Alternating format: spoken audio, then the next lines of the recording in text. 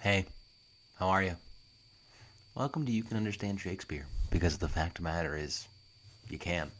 I'm John Donovan, trying to make up desperately for how quickly I introduced part one to this video.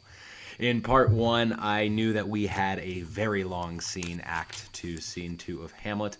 Halfway through, I decided to break it up into two videos. So if you're here, you're probably just finishing out that one, so let's skip the introduction and let's hop right into it. Hamlet just finished talking to Polonius, and enter Guildenstern and Rosencrantz. These are Hamlet's childhood friends whom King Claudius and Queen Gertrude have called in to talk to Hamlet. So, Guildenstern and Rosencrantz greet him and say, "My honored lord, my most dear lord."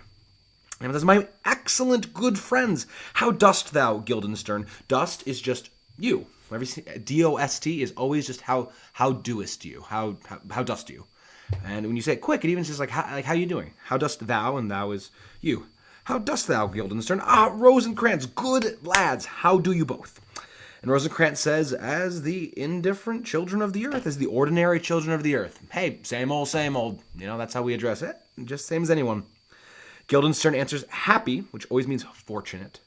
Happy in that we are not ever happy, meaning not for all of eternity, not always happy.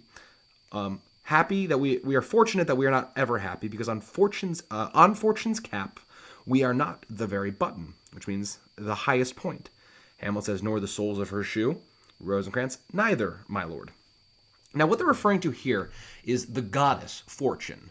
We think of fortune in terms of just your fate or what happens to you. But there was an ancient goddess called Fortune, and Fortune had a wheel. And all humans lived on this wheel. And this is just how our lives go.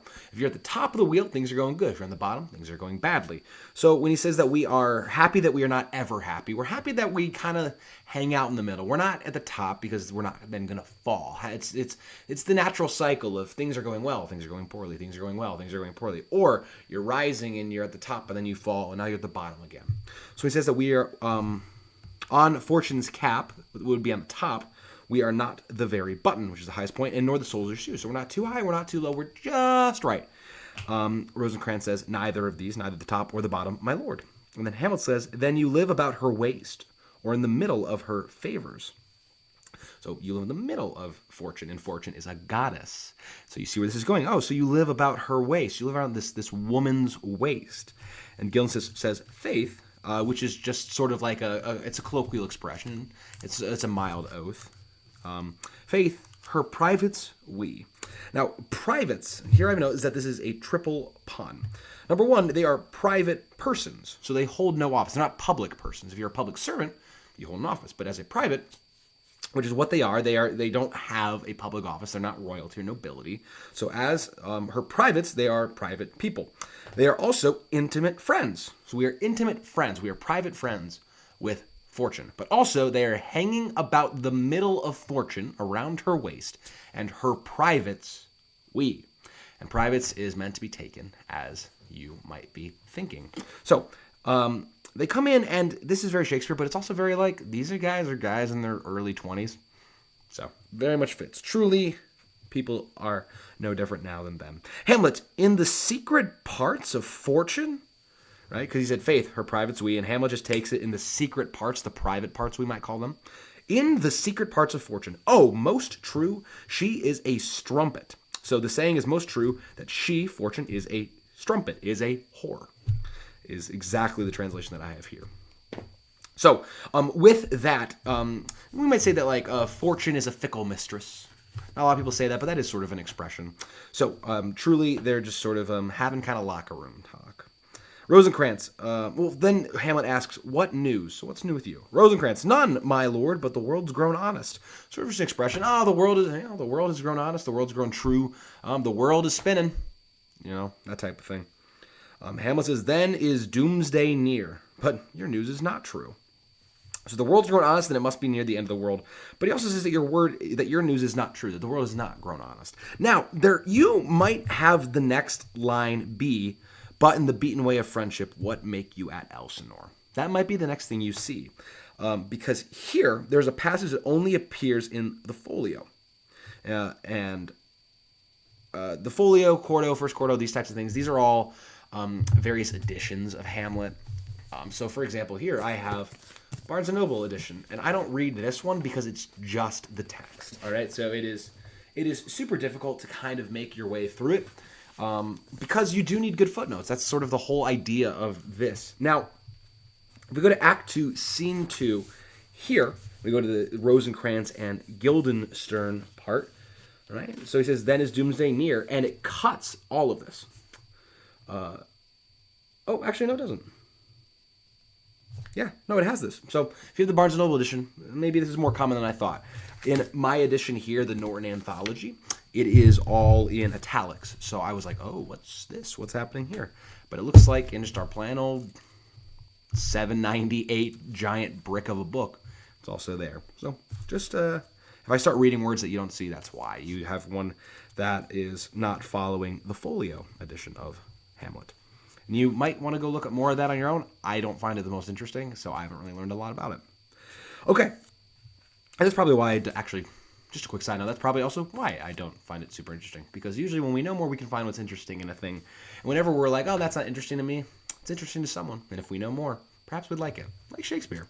Let's hop back into it. So he says, "Then is doomsday near if the world's grown honest, but your news that the world has grown honest is not true. Let me question more in particular." And more in particular means like more personally. Right? So I'm going to ask you some more personal questions. What have you, my good friends, deserved at the hands of fortune that she sends you to prison hither? So what have you, what's happened to you, what have you done that fortune has, and again, there's fortune again, they were just talking to her, has sent her to prison hither is here. And prison, my lord, Hamlet remarks, Denmark's a prison. He does not think well of Denmark. Something is rotten in the state of Denmark. And, well, he also knows that for Hamlet, he's trapped here. He wanted to go back to Wittenberg. And in Act 1, Scene 2, King Claudius, and this was back before Hamlet knew he was a murderer, King Claudius said, no, you can't go. You have to stay here. Hamlet's kind of under house arrest. Rosencrantz says, then is the world one. Then the world's a prison. Hamlet says, a goodly one. And we say goodly means spacious and fine. A goodly one in which there are many confines, enclosures, wards, cells, and dungeons, Denmark being one of the worst. Denmark is one of the worst dungeons in this giant prison of the world. Rosencrantz says, we think not so, my lord. Why, then 'tis none to you, for there is nothing either good or bad, but thinking makes it so. So, I probably should have caught on that this is in most editions, because that's a very famous line. There is neither good or bad, but thinking makes it so. It is our perception of events that let us know if something is good or bad, not the actual inherent nature of the thing itself. Now, this could kind of be taken in terms of relativity. Like, oh, there's nothing good, there's nothing bad. Something that's bad for you may be good for me, and vice versa. So keep in mind that this is one person's opinion. Now, there is some truth to this, right? There's a famous story where, like, this farmer, first of all, like, his horse runs away, and everyone says, oh, what bad luck you've had. And he says, well, good luck, bad luck, who can say? And then the horse comes back and has found 20 more horses. And he's like, everyone's like, wow, what good fortune you've had. And he says, good luck, bad luck, who can say? But then, while they're trying to break in one of the horses, the son of the farmer falls off and breaks his leg. And everyone goes, what terrible fortune. And the farmer says, good luck, bad luck, who can say? Then they're like, hey, we need military-aged men. No, he has a broken leg. He can't go to war. Good luck, bad luck, who could say? So, it's in all these events, we like to judge in our mind if something is good or bad. But the fact of the matter is, with our limited perspective, we are usually making these judgment calls. They are in our mind that they are good or bad. It's only thinking that makes it so. That being said, we can say that there's intrinsically evil actions and that there's goodness and there's badness. Now, sure, circumstances and how we think about things does affect a lot. That's why we need prudence and wisdom in addition. So that's just sort of what Hamlet's remarking on. Now, Rosencrantz says that Denmark is not so bad. He says, just because you think so, but I think so. He says, to me, it is a prison. Rosencrantz says, why then your ambition makes it one. The very thing that makes Denmark a prison that you're trapped in is that you're ambitious. You're bigger than this place. If you weren't ambitious, then you wouldn't feel trapped here. He says, it is too narrow for your mind. You know that Hamlet's smart. Hamlet says, oh God, I could be bounded in a nutshell. I could be trapped in a tiny little nutshell. And the very substance of the ambitious is merely the shadow of a dream. Oh, sorry. Were it not, I skipped it. I could be bounded in a nutshell and count myself a king of infinite space, were it not that I have bad dreams. Okay, so there's something here. Now, the thing is, Hamlet is talking to Rosencrantz and Guildenstern. Is he lying? We do not know. We know that he's seen a ghost. We know that he is putting on the display of insanity, but we also know that at his normal resting spot, he's super depressed to the point of being suicidal. It's clearly brilliant.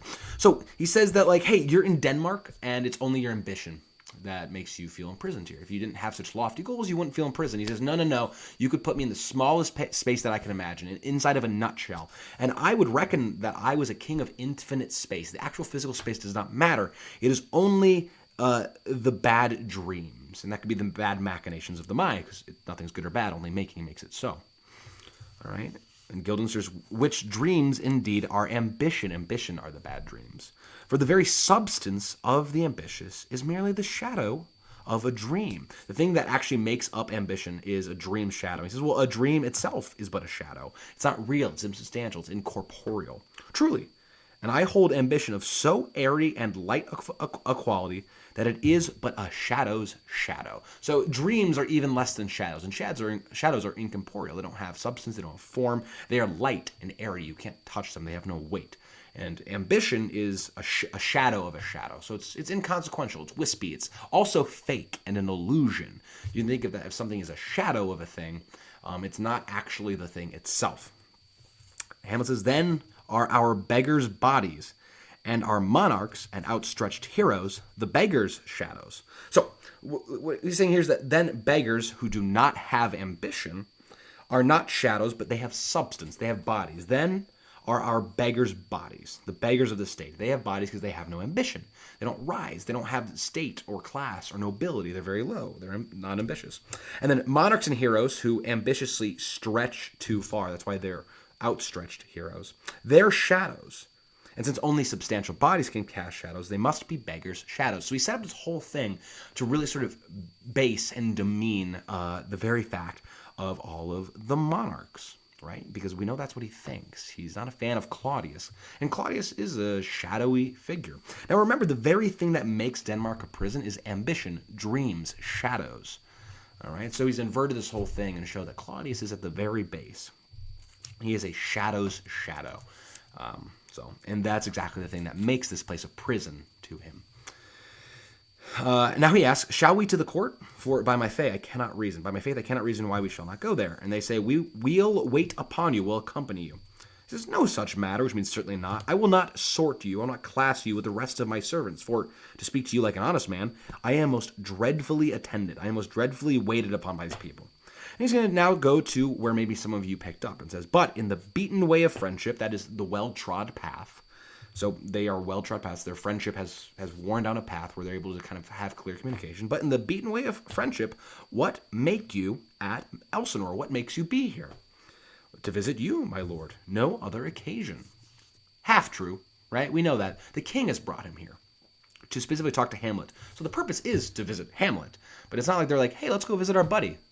So a little bit of subterfuge. Hamlet says, beggar that I am ever poor in thanks, but I thank you. So he's being a beggar, and beggars are poor. And the reason why he's a beggar, he's not actually poor because he's a prince, but he's poor in thanks. He's not great at expressing gratitude. But also, what did he just say about beggars? Beggars are the substantial ones. They're the ones who are corporeal, right? So think about this whole structure that he set up about monarchs being at the bottom and beggars being at the top, shadows, these all type things. Beggar that I am ever poor in thanks, but I thank you. And sure, dear friends, my thanks are too dear a halfpenny, meaning too expensive at a halfpenny. They're not worth a halfpenny. Perhaps also, here's what the footnote says, too expensive by a halfpenny for me to give in return for such worthless information. Were you not sent for? Is it your own inclining? Is it a free visitation? Come, deal justly with me. Come, nay, speak. So, Hamlet knows better. Were you not sent for? Claudius sent for you. Is it your own inclining? Meaning, was it your own inclination to come visit me? Is this visitation, you coming here, free, meaning voluntary, of your free will? Deal just with me? Like, speak plainly. He says, what should we say, my lord? Anything but to the purpose. You were sent for. And there is a kind of confession in your looks, which your modesties have not craft enough to color. Your modesties is senses of decency. They're trying to have some sense of propriety because the king has kind of asked him to lie. And I don't think he actually said lie, don't tell Hamlet, but there's sort of like a, well, we're here because the king wanted us to, and we're supposed to figure out what's wrong with you, and it's kind of weird to say all this outright. So they're just being polite. So your modesties have not craft enough to color. Craft, they don't have the craft, they don't have cunning. They're not smart enough.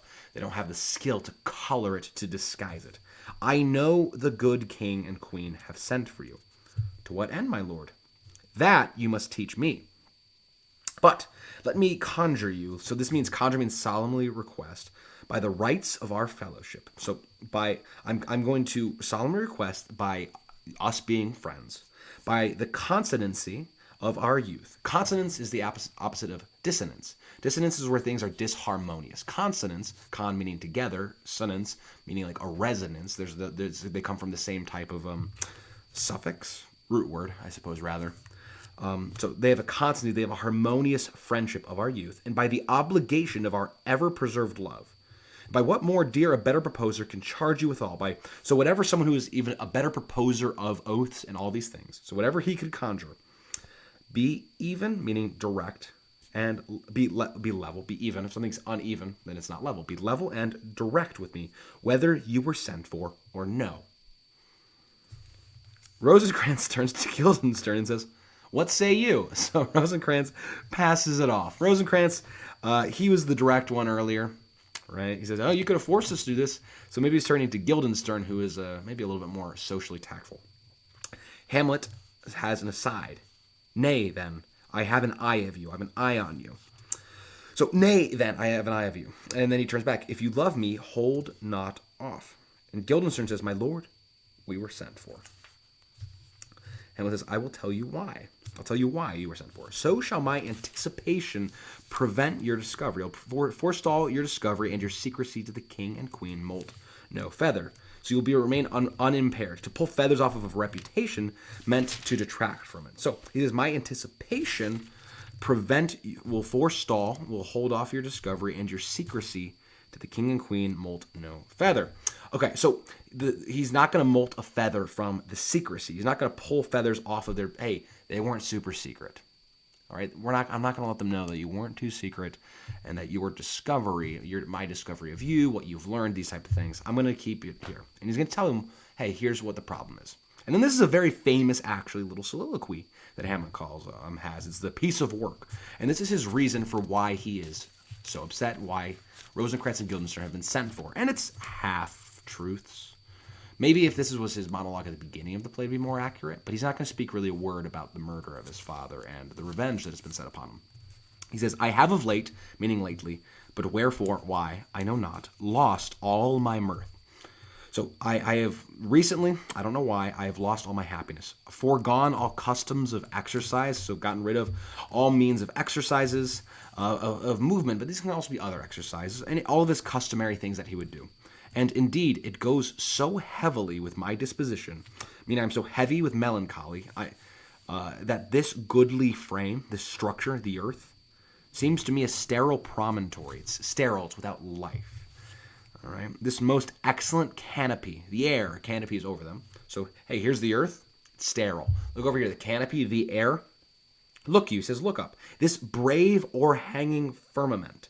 So this is the idea that the quote is here that overhead there were stars. It's an overhanging firmament. And this majestical roof, fretted, adorned with golden fire. And that golden fire is stars and sky and sun and stuff like that. And even here I have a note that says that the roof overhanging the Elizabethan stage was decorated with stars. So it's not hard to imagine at all. And there's sometimes fun stuff like that in Shakespeare where he addresses like the whole globe. And here he's saying, look, this earth. He could be referring to the Globe Theater. He's like, look up at the sky, and oh, there's stars up there. So there's kind of like a cool little meta thing going on there. It's not important to the actual understanding here. He's just saying, the earth and the sky, they are sterile. Why, it appeareth nothing to me but a foul and pestilent congregation of vapors. A congregation is a gathering, a mass. But it's pestilent, it's sick. What piece of work is a man? How noble in reason, so in his mind, how noble he is. How infinite in faculties, which are his natural powers. He has infinite natural powers in form, which is his appearance, his body, and moving. How express and admirable. The express there is precise, expressive. In action, so when he moves, how like an angel. He's like an angel. In apprehension, his ability to understand things, how like a god. The beauty of the world. Humans are the beauty of the world, the paragon. Paragon is the best of animals. And yet, to me, what is this quintessence of dust? So a quintessence, you have to know a little bit of Aristotelian cosmology here. It was thought that the heavenly bodies were composed of a fifth element. And the four elements, earth, air, water, fire. And then the fifth one would be quintessence, which is what the heavenly bodies are made up of. That it was superior to the other four. But it's also the purest distillation. So Hamlet thinks of humanity as dust at its dustiest. The most dust of dust. And this also comes from like Genesis 1, where Adam is made out of dust. On Ash Wednesday, from you have come from dust, and to dust you shall return. There's this idea that humans are sort of like made of a divine part in terms of the breath, the soul that has been breathed into them, but also of the earth, this clay. And so what is this quintessence of dust? This thing that's in action and so admirable, like an angel, like a god. He says, man delights not me. So this is why he is upset. He says, I'm depressed because lately I've grown depressed. The earth is sterile. It's a foul and pestilent congregation of vapors in the sky. Man is so amazing, but he is just dust and does not delight me. And then he says, nor woman neither, though by your smiling you seem to say so. So it lets him know that Rosencrantz was smiling. And Rosencrantz is not a good liar. He says, my lord, there was no such stuff in my thoughts. And Hamlet says, why did ye laugh then when I said man delights not me? So, that is a little bit of a stage note. Rosencrantz laughed when Hamlet says, man delights not me. Ha ha ha. Nor woman either, though by your smiling you seem to say so. Okay, so this could be maybe a little bit of a joke in terms of like, oh, are men aren't delighting you? And he's like, and women aren't delighting me either. So this could be sort of a sexual joke. But Rosencrantz gives his explanation. And Rosencrantz so far doesn't seem like the best liar, so maybe he's telling the truth. He says, to think, my lord, if you delight not in man, so if men don't delight you, what Lenten entertainment the players shall receive from you. Now, Lenten entertainment means like what welcome the players, which are actors, are going to receive from you. This is a little heads up that players, actors, are coming to Elsinore, and they're gonna play an important part in the story.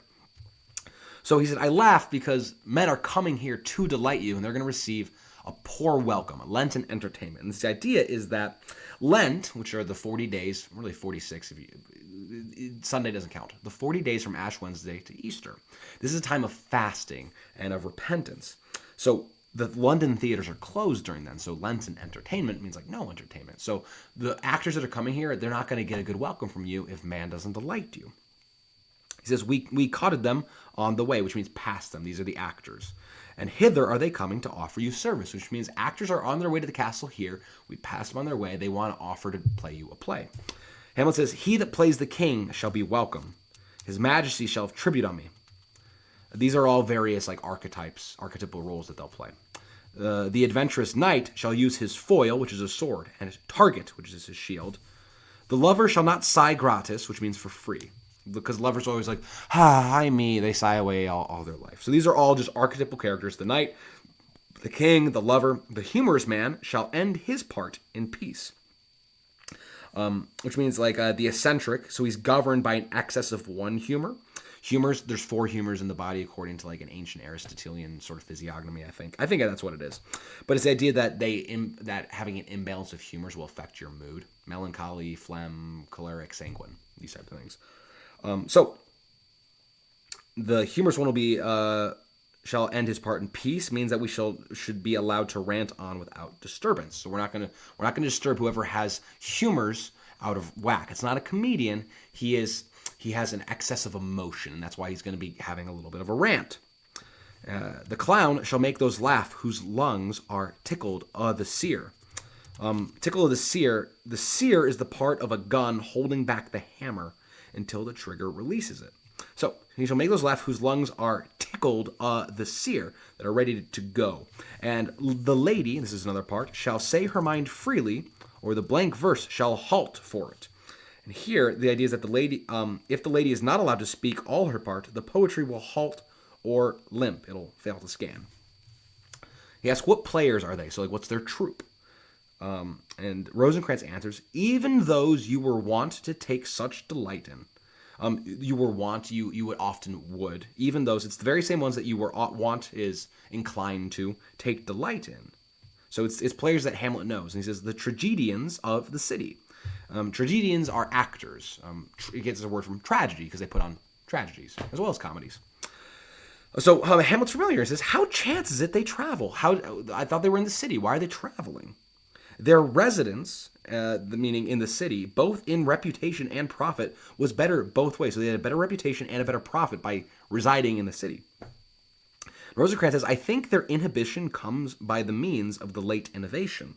So it comes from the late innovation, it comes from recent fashion, which is probably the rage for companies of boy actors. So an inhibition could be either a hindrance or an official prohibition. So like Elizabethan theaters were commonly closed at signs of political instability, because plays can kind of like rile people up, especially if they're about kings and queens and whatnot. So perhaps there's some type of inhibition which stops them from allowing them to...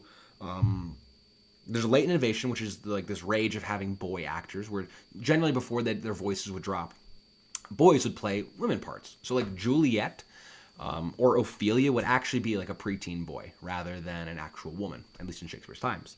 So, and perhaps this inhibition comes because of this. Some people are opposed to it, or it causes some other problem. That's why they're traveling and they can't reside in the city anymore. Who knows? Hamlet says, do they hold the same estimation? Meaning, do people esteem them? Do they have a high reputation? They did when I was in the city? Are they so followed? Are people following? Do people esteem them? Do people like them, listen to them? And Rosencrantz says, no, indeed, are they not. Hamlet says, how comes it? Did they grow rusty? So how comes it that people don't follow them anymore? They're not esteemed anymore. Are they rusty? And that's a term that we still use. Rosencrantz says, nay, their endeavor continues in the wonted pace. And wanted is accustomed. All right? And so even there, like when he said, when you were wont to, when you were accustomed to. So no, nay, their endeavors keeps in the wonted pace. But there is, sir, an eyrie of children. And an eyrie is like a bird's nest. So of children. So there's a ton like little birds. So there's an eyrie of children.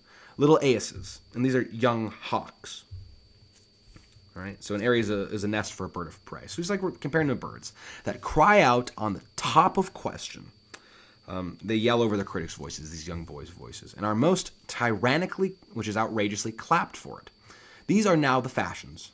Remember, he said that there's the latest innovation. These are now the fashions, to have these boys that are shouting out. These are now the fashion, and so berattled the common stages, so noisily abused the common stages, these are the public theaters, so they call them, that many wearing rapiers are afraid of goose quills and dare scarce come hither. So there was a continuance. There's all these like boy actors, and they were most tyrannically, they would cry out on the top of question, meaning they'd yell over their critics' voices, and they were outrageously clapped, hit for it. These are now the fashion, these eyries, these little hawks. So it has so noisily abused the common stage where people are performing for the commoners, that many who wear rapiers are afraid of goose quills, meaning that the gentlemen are afraid of the poet's satirical pen. You'd write with a goose quill. All right? The pen is mightier than the sword because the pen can make plays that make fun of nobility and cast them down. It can incite riots and these types of things. So it says that the people who wear rapiers, the gentlemen, dare come hither. It says, what? Are they children? Who maintains them? How are they escorted, provided for? Will they pursue the quality of the profession no longer than they can sing? So they're asking, are the actors children? Who's taking care of the children? Are they provided for? Who makes sure that the profession happens? Do they stop being actors once they can no longer sing? The idea is that once their voices drop, you get all cracky, you can't sing anymore. Will they not say afterwards that they should grow themselves to common players, if they grow up to be like adult men, as it is most like if their means are not better? Meaning it's most likely that they'll continue being actors if they grow up and their means, way of earning money, do not improve. Their writers do them wrong to make them exclaim against their own succession.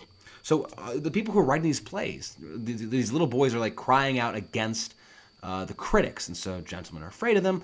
But then they can't get a better job because they spent their entire youth saying words that made fun of the very people that they might then one day work for, type thing. So what? Are they going to grow up and be other actors?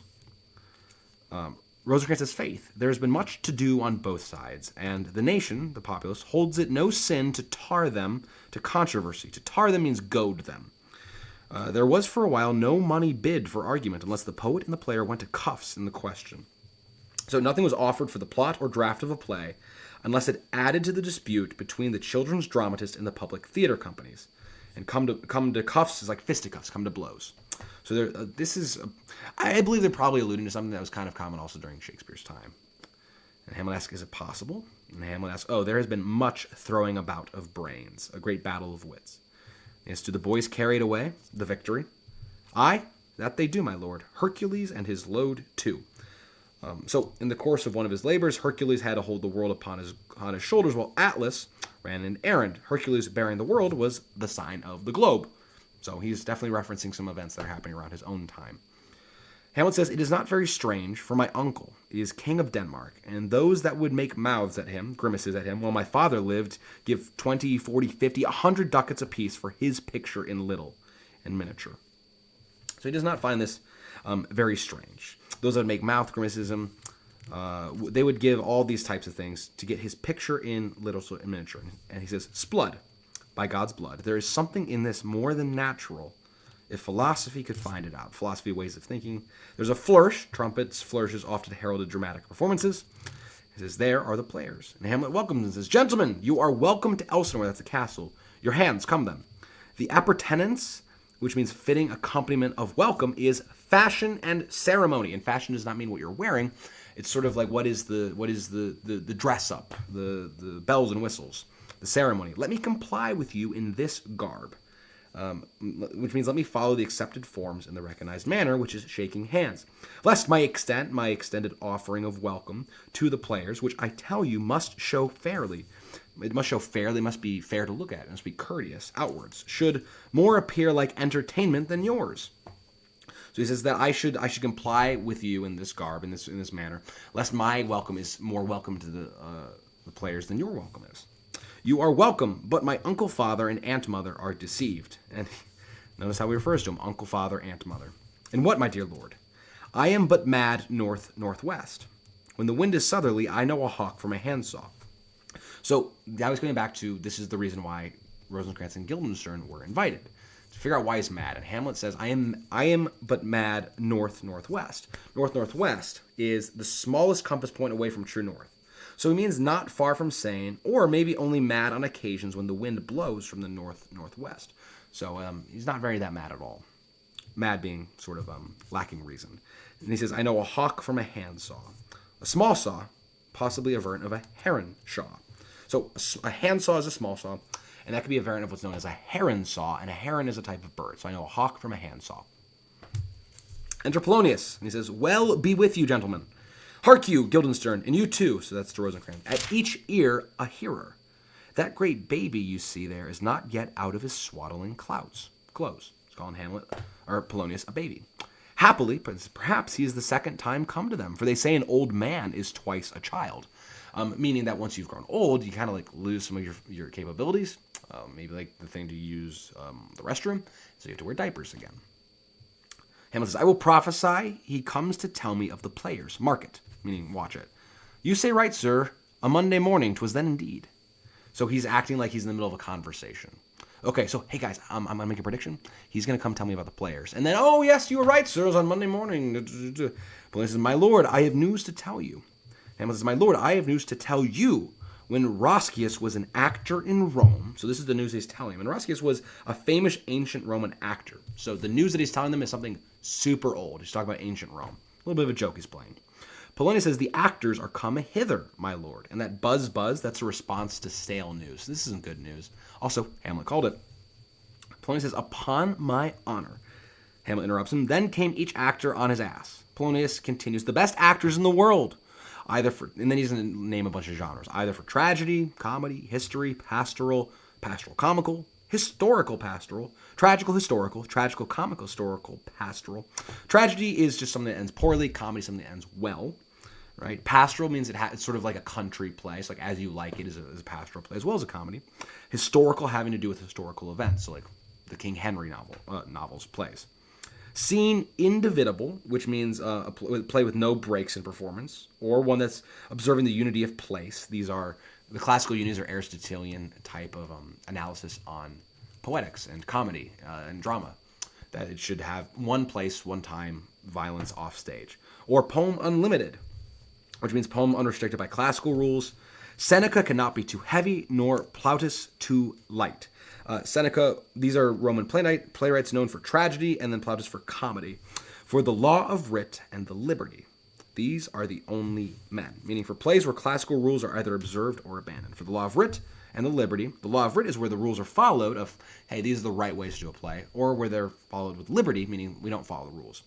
These are the only men, Seneca and Plautus. Hamlet says, O Jephthah, judge of Israel, what a treasure hadst thou. So Hamlet is addressing this is another way that he wants to sort of talk about Polonius behind his back, talk about his daughter, pretend to be mad type thing. So it is not following from what he just said. But they are talking about various, they're talking about plays. And so he's going to sing a song. And so this is actually a quote from a ballad. A popular ballad is called Jephthah, Judge of Israel. Judges of Israel, if you go to the book of Judges, they're like, not like court judges. They are rather individuals who are like military leaders and local tribe chieftains, this type of thing. So what he says is, he sings this, what a treasure hadst thou? And Polonius asks, what a treasure had he, my lord? And Hamlet says, why? And now he sings, one fair daughter, and no more, which he loved passing well. Passing well means surpassingly well. So this is why he's bringing it Jephthah. So let's give you a quick context on who Jephthah is. Jephthah is this judge who has this big military fight, and he vows to God, even though God doesn't ask it, if you deliver me success, the first thing that comes out of my house, I will sacrifice to you. And who comes out but one fair daughter? He only has one daughter, and he ends up sacrificing this daughter to God. Even though God doesn't want him to, this is the thing that he's vowed. He believes he can't go back on this vow. So it's a little bit of a tragedy from the Old Testament. Polonius catches, though, that he's called Jephthah, and Jephthah's primary thing here is that he kills his daughter. So he says aside, this is himself, still on my daughter. This Hamlet guy's obsessed with my daughter. That's why he thinks he's mad after all. Hamlet says, am I not in the right, old Jephthah? Polonius says, if you call me Jephthah, my lord, I have a daughter that I love passing well. So he's like, yes, if I'm Jephthah, then yes, I do have a daughter, and I do love her surpassing everything else. Right? So he's playing with that. And Hamlet says, nay, that follows not, meaning it does not logically follow. So, essentially, Polonius having a daughter is not a logical consequence of Hamlet calling him Jephthah. But what he really means is he's trying to say, so when Polonius says what follows, then he means like, well, then what logically does follow? Hamlet is making a joke where he says, why? As by lot, God what? So as by chance, God knows. That's the next line of the song. So when Polonius says, if you call me Jephthah, my lord, I have a daughter, he says, that's not what comes next. But he says that that's not what follows to make Polonius think that it's a logical statement he's trying to make, as in that does not follow that you have a daughter. Rather, he's referring to, here is the next lyric. And then and here's another lyric, it came to pass as most like it was, as most probable it was. And he says the first row, which is the first stanza of the pious chanson of the ballad. We'll show you more. So if you want to know the rest of the lyrics, go look at the first row, the first stanza of the pious, being holy, devout chanson ballad. All right. So throughout all of this, we do need to quickly ask, why is Hamlet so focused on Ophelia? Well, part of it could just be misdirection, right? So he comes in, he has this antic disposition. He totally throws Ophelia for a loop. She goes to Polonius. The king and queen are like, why is Hamlet acting different? Remember, he's going to be acting probably different anyways. And there's a certain amount of freedom that he gets from pretending to be insane that allows him to perhaps carry out his revenge scheme. And if they all go, it's because of Ophelia, their attention's looking over here, well, he can kind of operate over here. So that's one possible theory. There's other possible theories about why act so insane, why harp on Ophelia, who's kind of innocent in all this, especially if he seemed to have loved her. Why mess with Polonius a lot? Well, that last one's probably because Polonius is an insufferable fool. But whatever it may be, there's lots of reasons. It's all in here. Talk about it. Because once you understand the text, then you can start analyzing. And that's what this whole channel's about. I help you understand what they're talking about so you can go ahead and figure it out for yourself or with your class. So he says, you'll have to go check the first line, the first stanza of the song, for look where my abridgment comes. And abridgment is where you cut things short. So it says, for look where my abridgment comes, the thing that is cutting me short has now arrived. Enter the players. So he says, "You're welcome, masters, welcome all. I'm glad to see thee well. Welcome, good friends." He sees someone. "Oh, old friend, why thy face is valanced since I saw thee last," meaning fringed with a beard. He's grown a beard. Comest thou to beard me in Denmark?" So he's going to be playing on the beard, but beard also means defy. "Have you come to defy me in Denmark?" "What, my young lady and mistress?" And this would be to a young boy who plays the lady parts. "By Our Lady, by Mary, your ladyship is nearer to heaven than when I saw you last." So your ladyship is nearer to heaven, grown taller. Oh, you've all grown up. Than when I saw you last by the altitude of a chopine, a high platform shoe. He'd wear high heels to perhaps be taller so he could feign being a woman. "Pray God your voice, like a piece of uncurrent gold, be not cracked within the ring." So pray God that you keep your high voice so you can continue acting the lady's parts. When he says that your voice should be like uncurrent gold and is not cracked within the ring, this comes from a coin was no longer legal tender if the circle or ring enclosing the monarch's head was broken. And this would happen by clipping or trimming off small amounts of gold. So you'd have a circle, whatever. People to get a little extra gold would take some off. And if that circle is broken, it's no longer legal tender. You've defaced it too much. It says to everyone, "Masters, you are all welcome. We'll in to it like French falconers," meaning we'll get right to it. We'll go to work right at once. And this is because French falconers were believed to have been the best falconers. So we're going to be experts about this. "Fly at anything we see. We'll have a speech straight." I mean, give us a speech right away. "Come, give us a taste of your quality, of your professional skill. Come, a passionate speech." And a player asks, "What speech, my good lord?" And Hamlet says, "I heard thee speak me a speech once, but it was never acted, or if it was, not above once." So meaning, I have heard you do something once. I heard it once. I don't think you've performed it, or if you did, it only happened once. "For the play I remember pleased not the million," meaning not everyone was pleased by it. "'Twas caviar to the general. It was too sophisticated." Caviar, this really high fancy, it's too noble, too high class for the general masses. But it was as I received it, and others whose judgment in such matters cried in the top of mine, an excellent play, well digested in the scenes, well organized in the scene, set down with as much modesty as cunning, as much restraint as cunning. I remember one said there were no salads in the lines to make the matter savory. So what he means here is there's no seasoned dishes. So there's no deliberate attempts to vary or embellish the style in order to make the lines more pleasing. Sometimes you hear people talk and they're tossing in like words they don't know to try to sound smarter. There was none of that. There was none of that at all. So that's a matter of praise. Nor no matter in the phrase that might indict the author of affection, of effectiveness, but called it an honest method, as wholesome as sweet, by very much more handsome than fine. It was beautifully crafted rather than showy. These are all ways for him to compliment and say, like, your speech was so pure, it was so rich in craft. Yeah, it wasn't showy, it wasn't flashy, but you did it well, and it was honest and it was good. Great. One speech in it I chiefly loved. 'Twas Aeneas' talk to Dido, and thereabout of it, especially when he speaks of Priam's slaughter. So the speech he's referring to is of Aeneas' talk to Dido. Now, Dido, Aeneas, Priam. Aeneas is a son of Troy. So we have to go all the way back to Greek mythology, to the Iliad. Right? There's a great battle between the Trojans and the rest of the Achaeans, of these various Greek armies. Okay? Greece overthrows Troy through the Trojan horse. They all hide in a horse, come behind the gates, open them up. And a lot of people have to flee, Aeneas being the one who's going to lead them.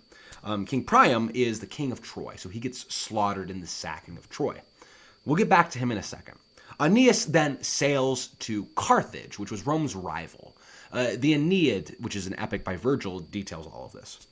Carthage and Rome will grow up to be enemies. In the Punic Wars, they'll fight until Carthage is utterly destroyed, to the fact that it's not even a city anymore anywhere near like how Rome has continued, even though that empire is, whatever. So Aeneas has a talk with Dido, who's the queen of Carthage, and they have a little bit of a love affair. And he's going to recount something from when Priam was slaughtered on the night that Troy fell. So he says that this is the speech that I love, the one that Aeneas said to Dido. Great. If it live in your memory, begin at this line. So he has the lines memorized. This thing they saw once. Pretty good memory. Pretty smart guy. Let me see. The rugged, meaning savage, Pyrrhus, like the Hyrcanian beast, which is a tiger. A Hyrcanian beast is a tiger. So you also need to know who Pyrrhus is. All right. Pyrrhus also has the name Neoptolemus. He came to Troy to avenge the death of his father, the Greek hero Achilles. All right, a little bit more of Greek mythology for you. Achilles was the best warrior ever. He is sort of the main character of the Iliad. Right? Mythology holds that when he was an infant, a tiny baby, his mother, who was a minor goddess, dipped him in the river Styx, an underworld river, and held him by his ankle. The idea was that bathing in the river Styx made his skin invulnerable. He was like Superman, except for his ankle. That's why it's called the Achilles tendon.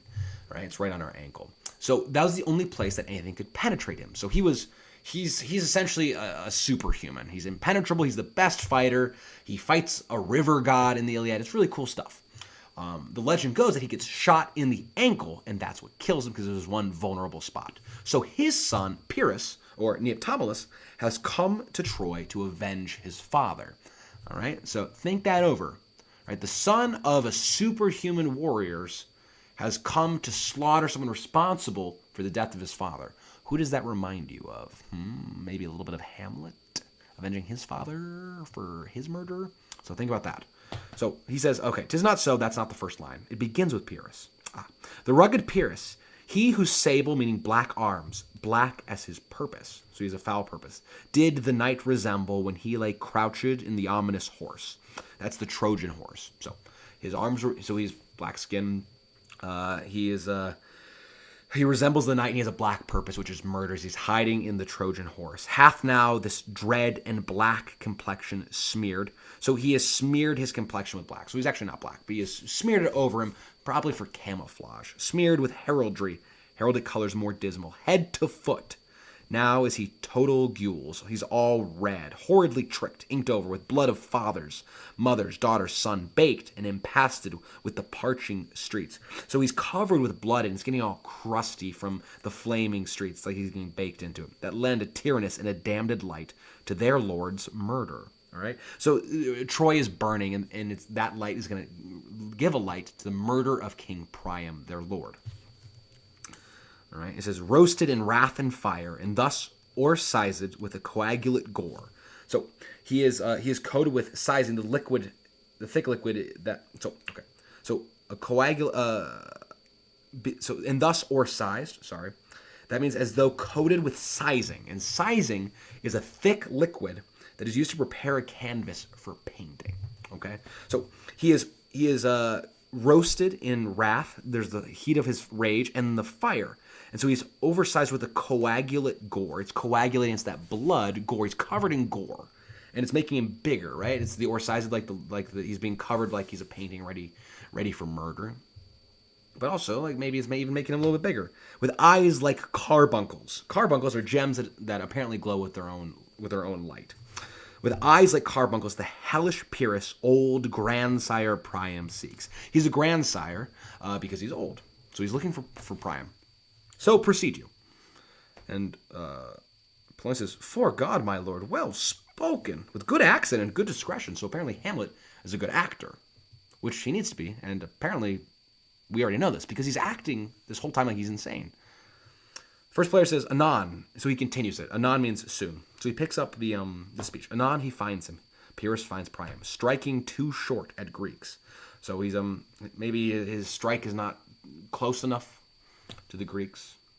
Whatever it is. His antique sword, rebellious to his arms, lies where it falls, repugnant to command.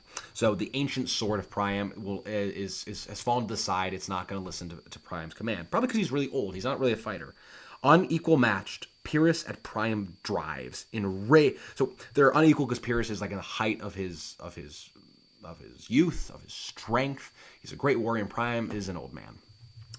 In rage, strikes wide, but with the whiff and wind of his fell, meaning fierce sword, the unnerved, meaning strengthless father falls. He kills Priam. Then, senseless Ilium, and Ilium is the citadel of Troy, seeming to feel the blow, the death of her king, with flaming top stoops to his base, with a hideous crash, takes prisoner Pyrrhus' ear. So there's a hideous crash, a flaming top falls, and it takes prisoner's ear, meaning he hears it. Listen, his sword, which was declining on the milky head, which was descending down onto the it's milky because it's white, head of Reverend Priam, seems in the air to stick. So he stops his sword.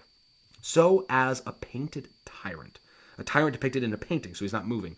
Pyrrhus stood like a neutral to his will and matter, did nothing. So as he went to go kill, he stopped when he hears this sound. So it's like he goes to kill Priam, and there's this loud sound, and he arrests himself, and it's like he can't move. He's neutral to his will, his free will, his matter.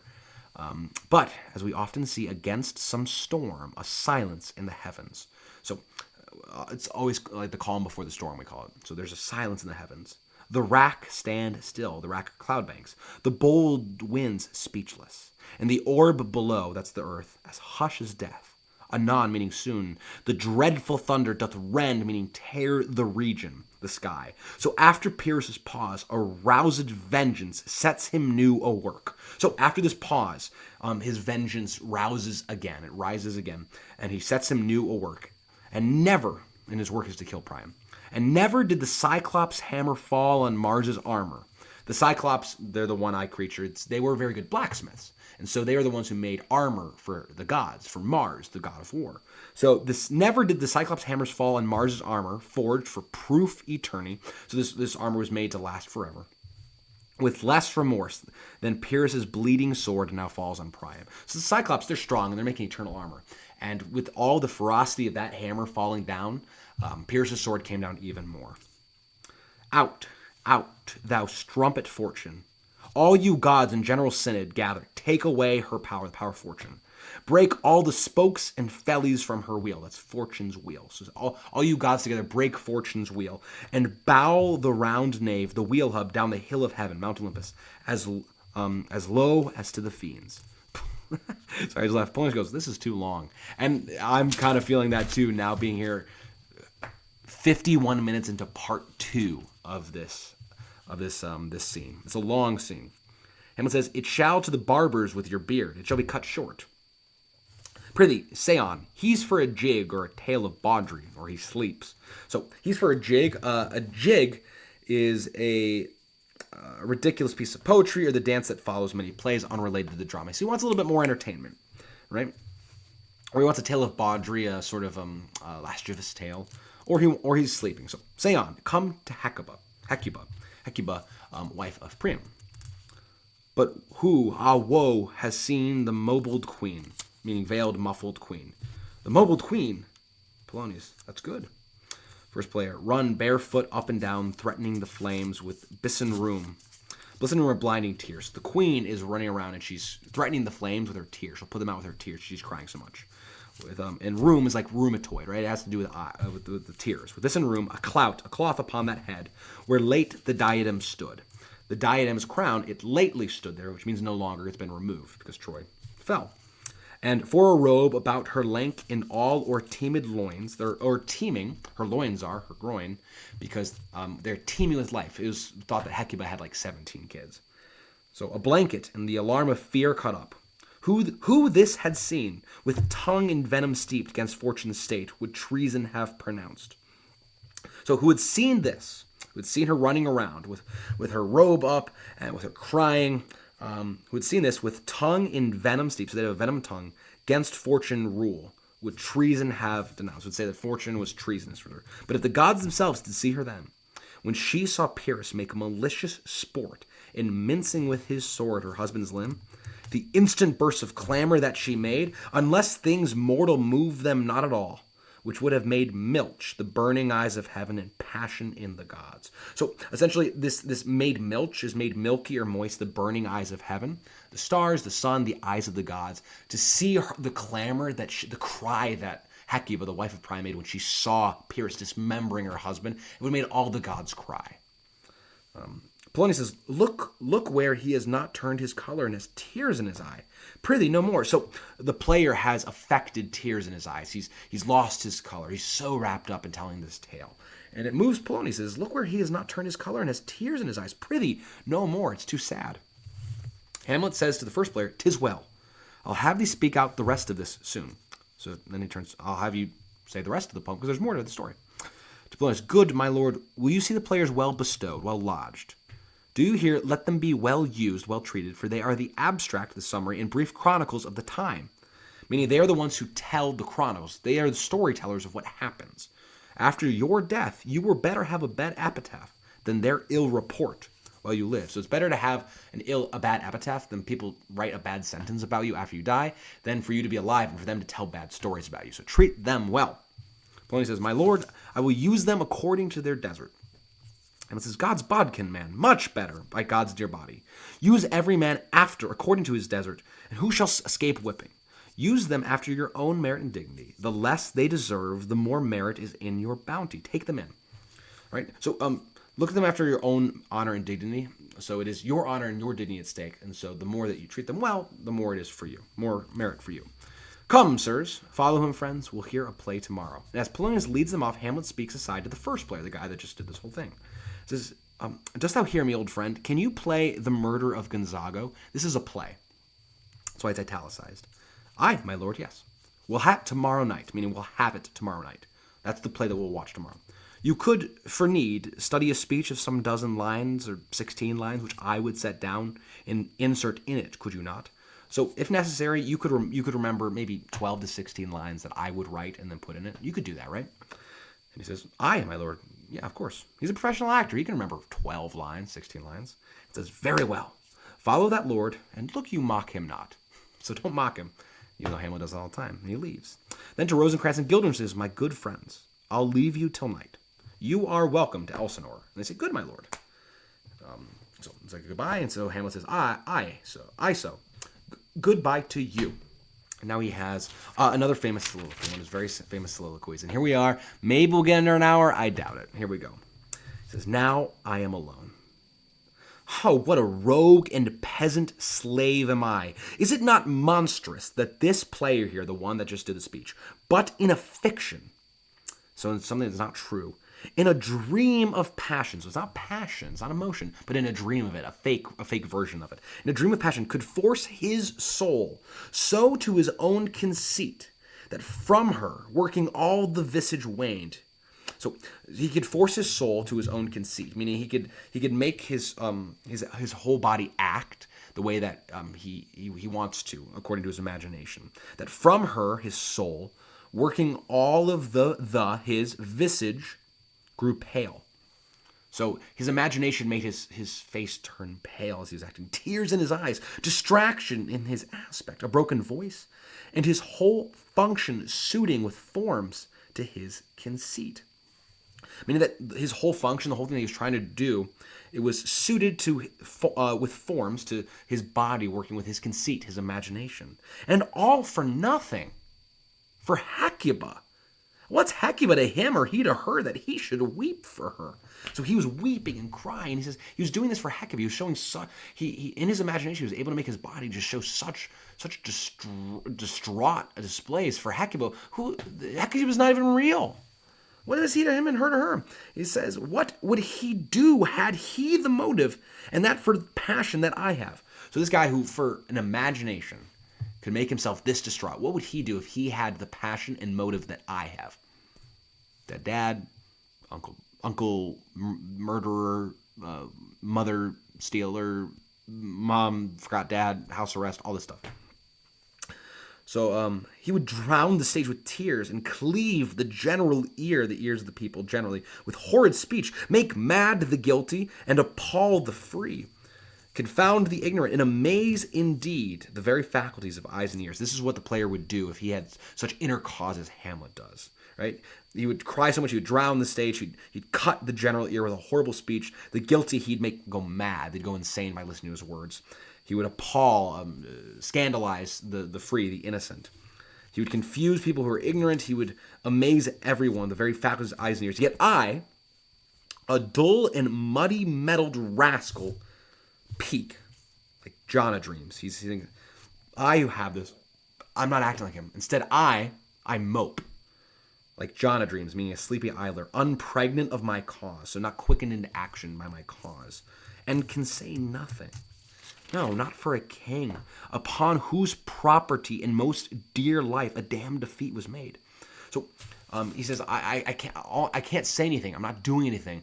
And this is for a king whose property, meaning his rightful sovereignty, all the things that he owned, his rulership, and his dear life, a damned defeat was made, an act of overthrow worthy of damnation. Am I a coward? So this is sort of what he's wrestling with, his indecision and with his inaction. I have such cause and I'm doing nothing. Am I a coward? Who calls me villain, breaks my pate across, a pate is a head, slaps me, plucks off my beard and blows it in my face, tweaks me by the nose, gives me the lie of the throat as deep as to the lungs. Who does me this? So who's beating me about? Ha! Swoons means by God's wounds. I should take it. I should take all these insults and all these attacks. Whoever does this to me. For it cannot be, but I am pigeon-livered and lack gall to make oppression bitter. So here, pigeons were thought to not to secrete gall, which is a bitter fluid produced by the liver, and it is the supposed source of anger. So when he's pigeon-livered, he lacks gall, he lacks anger to make oppression bitter. Or this, I should have fatted all the region kites with the slaves awful. So the region kites, all the kites are birds of prey in the sky, which is the region. So I should have cut up all the region's kites with the slaves awful. Bloody body villain. Right? Claudius. Remorseless, treacherous, lecherous, kindless villain. Oh, vengeance. Why, what an ass am I. This is most brave. I mean, this is most fine that I, the son of a dear murdered man, prompted to my revenge by heaven and hell, must like a whore unpack my heart with words and fall a-cursing like a very drab, like a whore. So he says, like, oh, this is great. This is fine. My father is murdered, and heaven and hell have moved to prompt me to revenge him, and I'm just thinking about my feelings and my emotions. And then he calls himself a stallion. Now, a stallion is a male prostitute. So when he has called himself a whore, he's a man, so he calls himself a stallion. So he's really upset at himself. Fie upon it, foe! About my brains, meaning into action. My brains, about, let's go. So now he's thinking, I have heard that guilty creatures sitting at a play have, by the very cunning, the artfulness of the scene, been struck so to the soul that presently, meaning immediately, they have proclaimed their malefactions, their bad actions. So guilty creatures, when they're in a play, have been so moved by the play that they confess crimes that people didn't know about. For murder, though it have no tongue, will speak with most miraculous organ. So even though murder, being personified, doesn't have a tongue, people don't speak it out, it's always discovered. There's small ways that people can communicate that they're guilty of murder. I'll have these players, these actors, play something like the murder of my father before mine uncle. So they're going to do a little play that looks exactly like what Claudius did to King Hamlet. I'll observe his looks. I'll tent him to the quick. Tent means probe, like a wound. So I'm gonna probe him. If he do blench, I know my course. If he moves, if he reacts, the spirit that I have seen of Hamlet Senior may be a devil, and the devil hath power to assume a pleasing shape. So the devil can appear in a shape that is pleasing. Yeah, and perhaps out of my weakness and my melancholy, as he is very potent with such spirits, abuses me to damn me. So it was believed that people who were melancholy, a little depressive, that they were more susceptible to evil spirits' trickery. Right? So he's saying it's very possible that this ghost is just a devil, and his goal is to trick me, to damn me. He wants my soul. So it's very possible this has happened. He says, I'll have grounds more relative than this. So he decides that one reason why he's holding back is he wants to make sure that he can trust the word of the ghost. He's being prudent. So he's going to run this little test to see if the play itself rouses up the king. He says, the play's the thing wherein I'll catch the conscience of the king. Very famous line. So he has a plan. He can stop beating himself up for being pigeon-livered, lacking anger, showing less show of emotion and action than an actor. And he has this plan. It's a good plan. It's a plan that's going to happen, and it's good enough for him. So we'll have to hop in Act 3, Scene 1 to see how that plan works out. We'll see you then, and thanks for listening.